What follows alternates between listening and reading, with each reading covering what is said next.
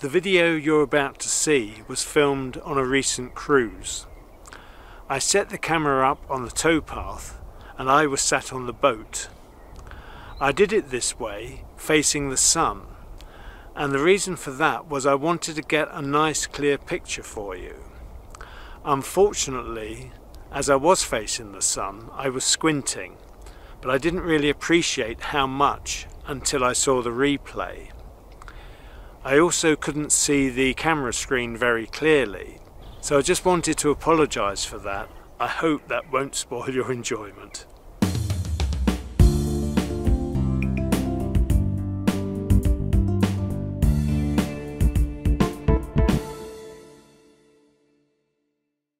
Hi, and thanks for joining me.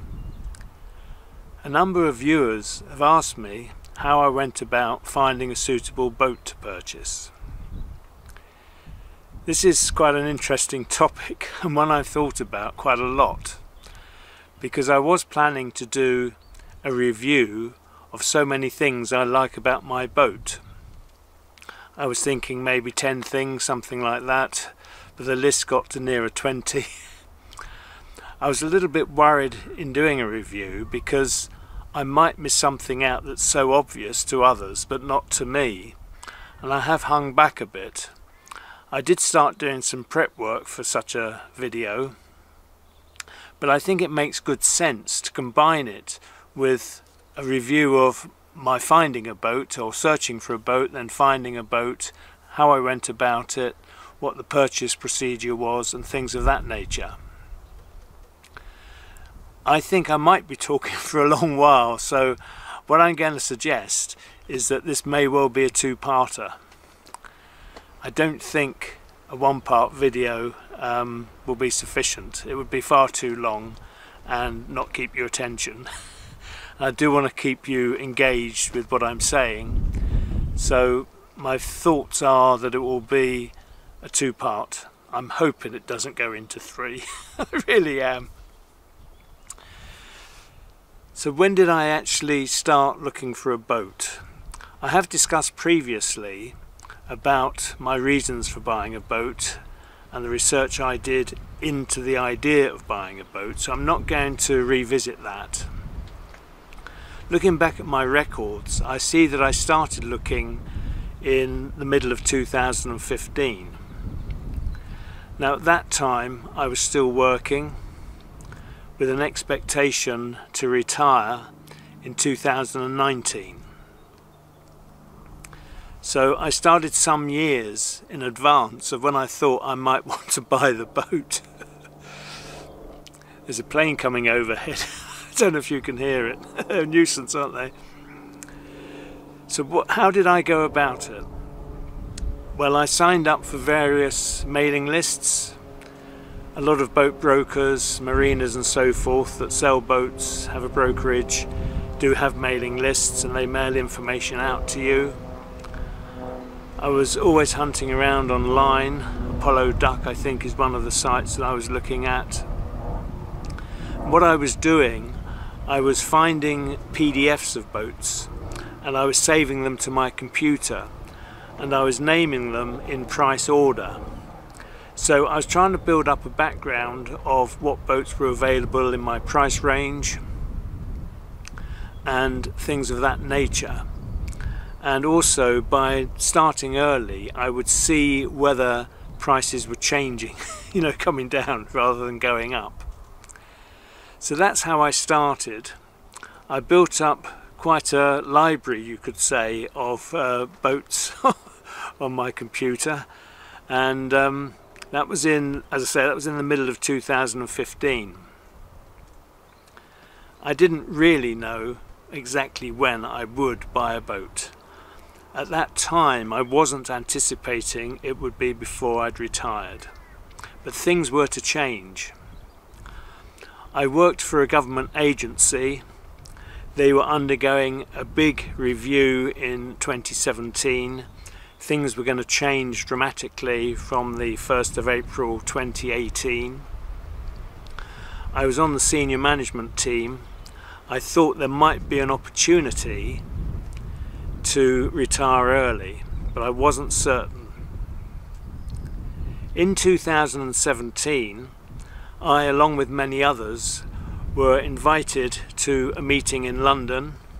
I think there was a second meeting held in another major city, and at that meeting the policy for letting people go early was outlined.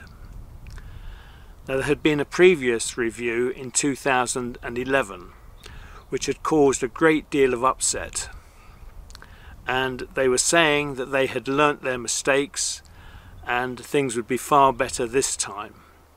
And they outlined how they were going to go about selecting people to go early.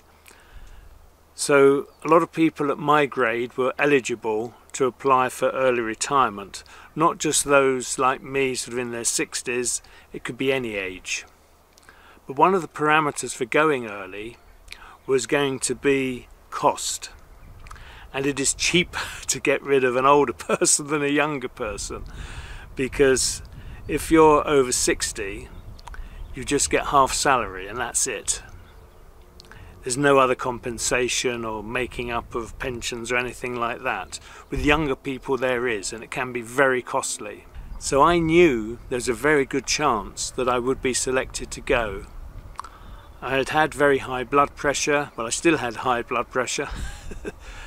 I was still working. As part of my application, I submitted a letter from my doctor saying I was suffering from work-related stress, which I was. So, what was the timing of this? Well, from recollection, we had to make our applications by November. I think it was something like the 23rd of November. The applications had to be in. And we would find out if we'd been successful 4 weeks later. Well, in September 2017, I was looking around at boats. I'd been looking at boats for some period by then. I'd seen boats at various different marinas, so it was definitely by then in my mind that I would buy a boat. And what was I looking for? Perhaps I should say a little bit about that. To my mind, there are three main parameters for buying a boat. Some people would probably say four. The three I have in mind are the cost of the boat, the length of the boat. When someone walks by, I completely lose my train of thought. To my mind, there are three main parameters to have in mind when buying a boat. The first one is the cost of the boat, the second one is the length of the boat, and the third one is the style of the boat. Not necessarily in that order, but I think cost is quite important. I'll come back to the fourth one later. Now, I'm not going to go into a great detail about style of boats. Most boats come in one of three styles with regards to the stern. You have a traditional stern, a semi-trad, or a cruiser stern. Now, David from Cruising the Cut did a very good video on the different types of boat, not just looking at the stern but also looking at the bow. So I'm going to put a link to his video below. I'm sure he won't mind. Good chap, David. So I'll do that. That was actually filmed at Yelvertoft where I'm moored, so goes without saying that's the best video to choose. So to come back to the three styles of boat, I had decided that I would rather have a cruiser stern. This is where the back of the boat is much larger. It's a more social arrangement when you have people with you. You can have 2 or 3 people or even more on the deck. And when you're moored up, you've got a space to sit. So it's quite a good idea.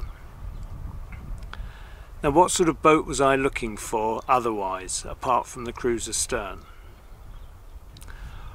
Well, I'd wanted a boat that would have, either at the front or at the back, a pair of doors with windows in so I could see out. And that is normally at the bow of the boat. So I was looking for a boat with a large cratch area, well deck with a cratch cover on it, nice pair of doors opening out into it, somewhere I could sit, somewhere when you're cruising your guests could sit and look out and enjoy the view, as it were. Now, I did say I started looking, or I did say I looked at a boat in September, and I actually made an offer on a boat at that time. So this was in advance of me knowing whether I was going to get early retirement. I was already committing myself. I think I sort of made a decision that I would leave whether I got early retirement or not. That was the sort of state I was in. I'd had enough, quite frankly, and I wanted to move on. So I saw this boat. It was a 47-foot boat with a cruiser stern. It rather appealed to me in many ways because it was sort of untouched. It hadn't been messed around by anyone. It was a 1999 built boat, and I rather liked it. It had certain features that I was looking for, and I thought, well, I might make an offer on this boat. Now, with regards to price, I will tell you that I was looking mid-30s up to about 40,000, something like that. So that will give a guide, and that is the only guide I'll be giving. So this boat met that criteria. I sort of decided, yep, I'll make an offer. Anyway, I went back to work.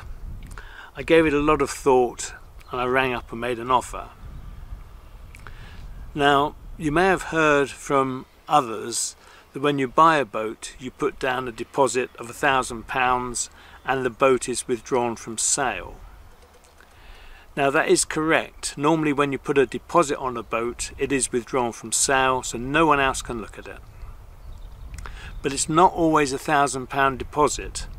The company I was dealing with wanted a 10% deposit, so we were looking at £3,000 plus, and I was a little bit reluctant about that, because if for any reason I withdrew from the sale, I would lose my deposit.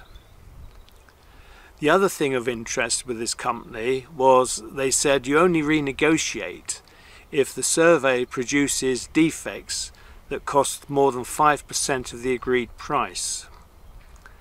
If they were less than 5% of the agreed price, one had to foot the bill, and the original agreed price would stay. I wasn't really too happy with that either, to be honest. But I did put an offer in. There were one or two things I had spotted that needed to be done, so I wasn't going to bid at the asking price. I was going to make an offer several £1,000s below. So I made my offer, and there was a bit of toing and froing and so forth, and I eventually found out that there was another bidder, and I think I was rather pleased, because at that point I decided to bow out of that purchase. So that's what I did, got involved. That was my first sort of attempt at buying a boat, got involved with that, and then decided against it. I did really only want to pay a deposit of £1,000 when I found a boat, in case for any reason I did back out. And with my circumstances being that I was still working, it seemed best to approach it in that way. So, in November, I was visiting my father, who was living on the outskirts of Northampton at that time, and I'd gone up on a Friday evening. I'd previously looked at some boats at Whilton Marina, and they were boats that needed quite a lot of work on them, and I'd sort of, in a way, I'd sort of dismissed Whilton as a place to look, although they always have a very good selection of boats. The thing with their boats is they're not very often particularly well presented, which isn't down to them, it's down to the owners of the boats. Unlike houses, where people seem to make an effort generally to show them off well, it doesn't seem to happen with boats. I don't know why that is, whether it's the price range or what, I really don't know. But I was up in Northampton, and I thought it's daft not to go and have a look at Whilton Marina again. So on Friday evening I did some research, looking at what boats were available. I identified 3 that I'd like to look at, and from recollection I think I went on Sunday to look at them. The one that seemed most promising I looked at last. So I looked at all 3 boats, And when I walked on the third boat, I thought, this is it. This is the one. Now the previous boat I'd made an offer on was 47 feet. It was conventional sort of boat. It must have had a fairly large cratch area at the front. It had a saloon, decent sized kitchen, or galley I should say, a bathroom and a bedroom. But what was interesting about that boat was it had a dinette, an L-shaped dinette, not the Pullman dinette, and that was in the saloon. So the saloon dinette area was rather small, but you did have a better galley area. Now the boat that I had seen, as soon as I walked into it, I thought, how have they got all this into the boat? As you entered from the rear, there was a little wardrobe lobby, the bedroom, the shower room, a very small galley I have to say, but then there was a Pullman dinette which made another double bed, and that's something I wanted. And then there was a saloon. So this boat had a saloon and a dinette, and somehow it seemed just right. It also had a small pointy bow. And the boat we're talking about is the one I'm sat on. At that time it was called Paula. I subsequently renamed it Out of the Water to Lazy Days. So I made an offer on the boat. They didn't accept my offer, I had to renegotiate. The boat was actually owned by the marina. They had bought it in, so it wasn't dealing with a third party, I was dealing directly with the marina. We did agree a price on the boat, and I then arranged to have it surveyed. So this is 2017, we're in November at the time. I arranged for the survey to be carried out on the 15th of December, and the surveyor agreed that I could be in attendance. It had been very cold and icy that winter, and ice was promised on the day of the survey. And normally I believe boats are looked at in the water and then taken out of the water. But Whilton had the forethought to take the boat out of the water because they knew the slipway was going to be icy in the morning. So when I arrived on site, the boat was actually on the slipway out of the water, and access was via a ladder. And the surveyor came and he did his job, and I did my mooching around and looking at various things that I wanted to look at. And after the surveyor had finished, he then, or not he, but the boat was put in the water. It was on a trailer and that was lowered into the water by a tractor.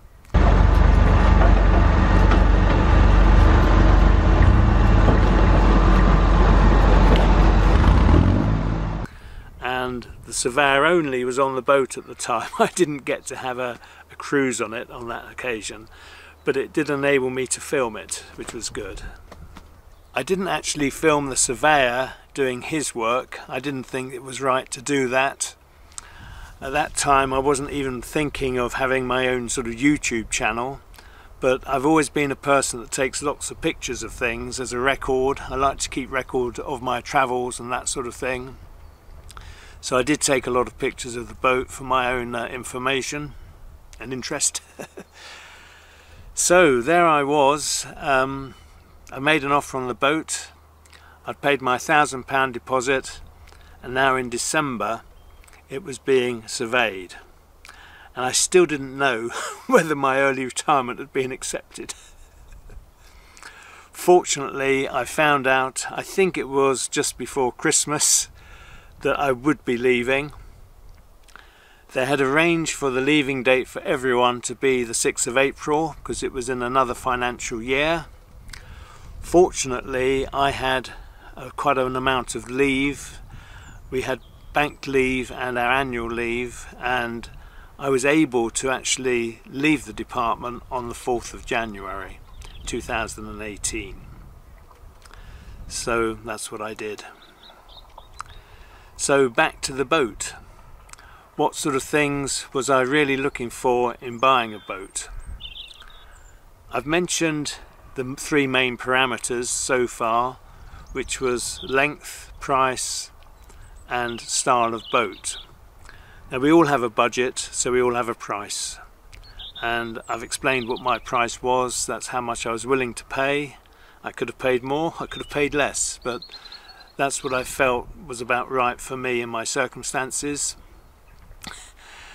So the style of boat, I'd already decided that long in advance. I wanted a cruiser stern, and I've been happy with that choice.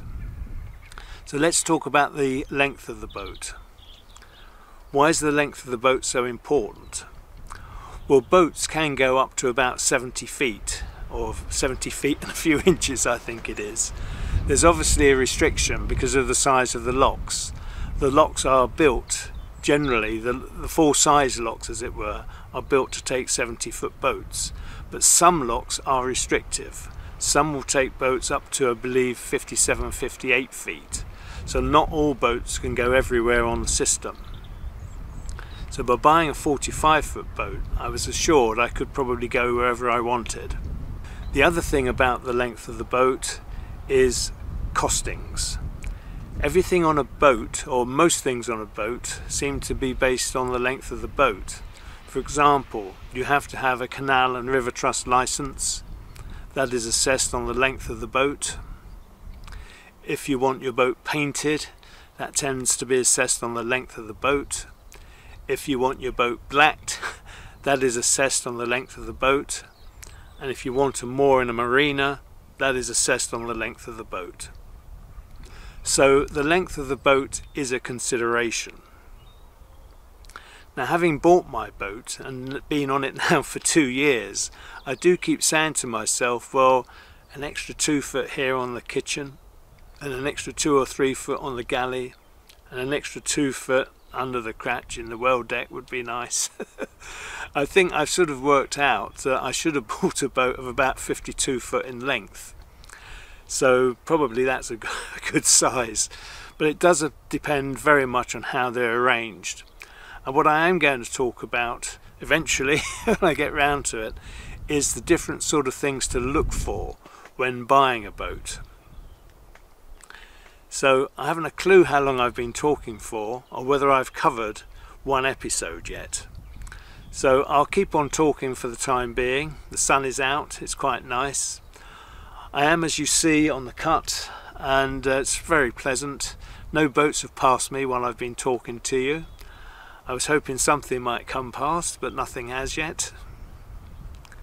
It is really a glorious day. It really is very, very lovely.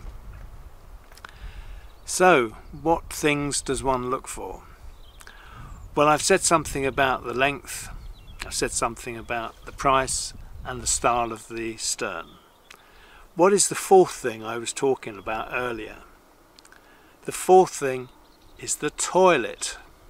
There are 3 types of toilet, 2 main ones in my view, which is the cassette toilet or the pump out toilet.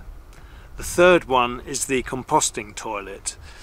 Now, very few people have those on their boats, and I'm not proposing to discuss those, but I will discuss the cassette toilet and the pump out.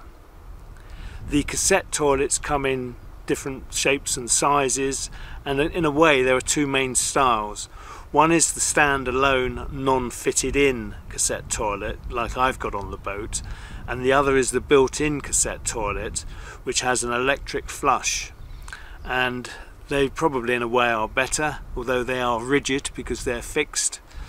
My boat originally had one of those, but at the time I bought it that had gone and a new porta potty was in its place. The advantage of having a cassette toilet is it costs nothing to empty it. You just need an L-sand disposal point nearby and you can empty it. If you have a pump out toilet, you have got to take your boat somewhere which has a pump out facility. That could be in a marina, it could be canal side at one of the sanitary stations, or you could pop into someone else's marina. It doesn't have to be your own marina, but you need to take your boat somewhere where it can be pumped out, and there is a charge for that. which I believe is normally £15 or £20, something of that order. Please don't quote me, but I gather that's the sort of charge. Obviously, if you've got a pump out toilet, you've got a larger holding tank than you would have with a cassette toilet, so you can go some period of time without needing to empty it. And I have been asked, how often do I empty my cassette? Well, it really depends on what use is made of it. But for me, when I'm by myself, it's generally sort of once a week is quite sufficient. So those are the two types of toilet, and I say the third type is the composting toilet. Now, I, in my mind, didn't make the toilet type a condition of buying any particular boat. I was really open-minded about that. My parameters, as I said earlier, was price, style and length. Various other things that I wanted, I didn't actually get. But until you really start looking and seeing what is available, you're not going to know whether you can find what you want in your price range. Should I have looked at more boats? Well, who knows? I did look at quite a few boats. I went to various marinas and brokerages. As I said earlier, I started researching in 2015, which was 2 years before I found my boat. So I spent a lot of time researching, looking at prices, seeing how they were moving and that sort of thing. It's very difficult to know what to do. What I haven't mentioned is boat layout. Now, my boat is laid out in a conventional manner, with the bedroom at the back, the shower cum bathroom, the galley area and then the saloon. So the bedroom is in the area where the original boatman's cabin would have been on working boats. I wasn't too fussed as to layout when I was looking. I was using my three main parameters and then seeing what came really. But the other style of boat which is very popular these days, particularly with hirers, is the reverse layout, where you have your galley area at the back and then your saloon, and ahead of that will be the bathroom, very often a walk-through bathroom, which will then lead into your bedroom area. One of the advantages I think of having the galley at the back is that you can communicate between the helmsperson and the person in the galley, and that can be quite helpful. Hey Frank, do you want a cup of tea or coffee? You know, the sort of thing. With my boat you can't do that.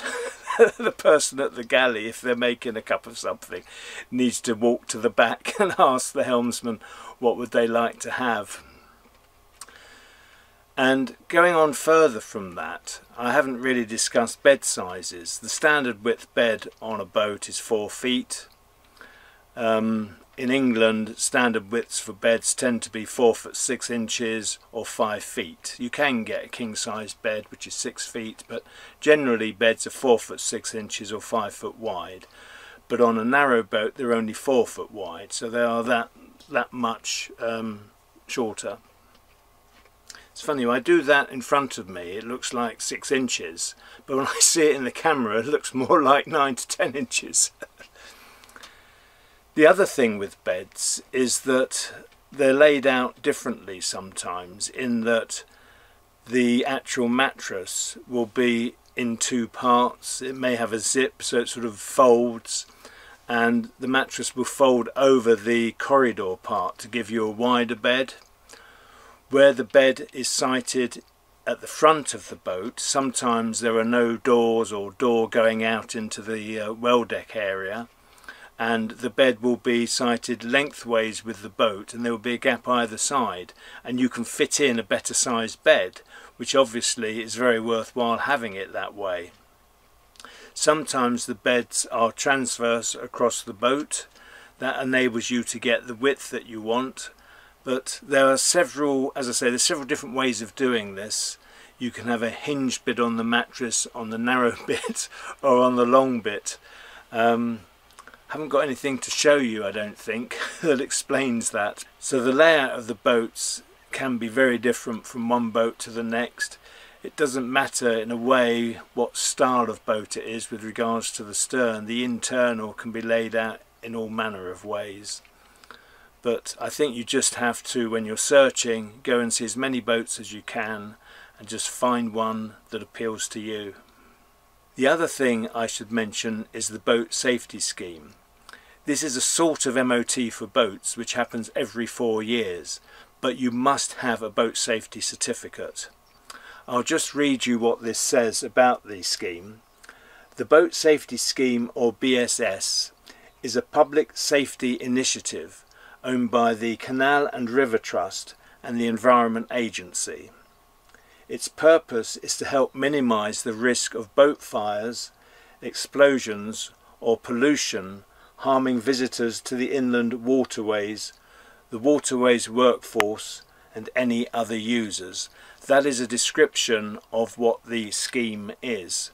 And there are 31 different parameters that are taken into account when doing the assessment for the certificate, and the headings to those are permanently installed fuel systems and fixed engines. I'll say that again.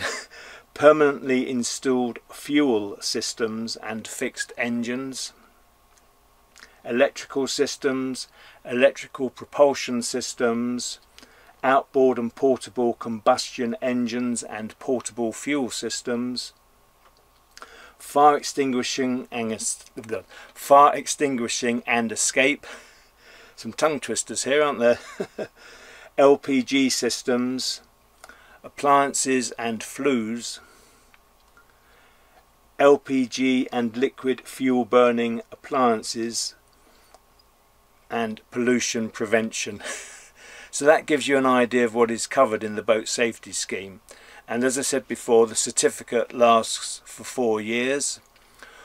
When I had my boat surveyed, the surveyor was also a BSS examiner, and he gave me a new certificate. So my certificate actually runs out in January 2022, so I've still got a year and a half or so to go. So please be aware that you must have a BSS certificate. Without it, you won't be able to get your Canal and River Trust license, and it may also be something that the insurance company will check. I should just say something about the surveyor's report. He found a number of things that needed attention, including the exhaust, as you can probably hear. All these matters that he found were attended to by the marina. They did a very good job. In fact, they did more work on the boat than I was expecting them to, and I thought the service I received was first class. So I'm happy to recommend Whilton Marina as a good place to look for a boat. Well, I think I've spoken for long enough, really. I haven't a clue how long I've been speaking for, but I think this might be a good point to say this is the end of the first part. Hopefully there'll only be one other part when we'll have a closer look at the boat, and I'll show you things I like and don't like about the boat. Because normally if you like something, there can often be a negative to liking that particular aspect, and I will demonstrate that in the next video. So if you're still with me at the end here, many thanks for watching. Thanks for your patience. I hope you found it worthwhile listening to me. All I can say, as usual, is take care and bye for now.